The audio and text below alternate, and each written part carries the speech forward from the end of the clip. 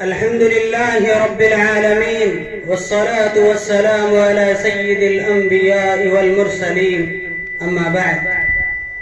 Respected teachers, students and the audience, today I would like to congratulate you all on India's 72nd Republic Day. Dear brothers, do you know what does the word Republic Day actually mean? It means a day to celebrate the government of the people, with the people, for the people.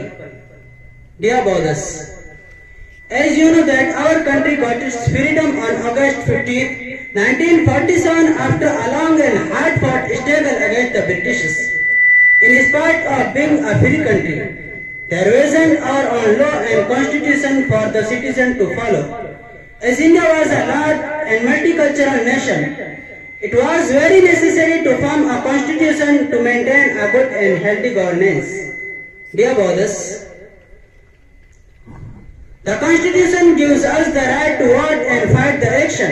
It protects our right to follow the religions, right to earn and learn and right to live freely and educate ourselves in any corner of the country. It ensures for us the freedom of thoughts and expression,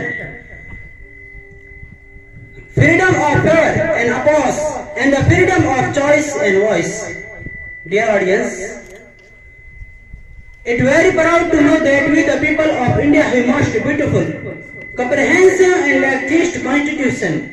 It makes an important obligation and responsibilities upon every citizen of this nation. We have to respect the country and its constitutional values. We need to follow its order in our daily values. Here I conclude my speech wishing every one of you a very happy and prosperous Republic Day. Hindustan Zindabad.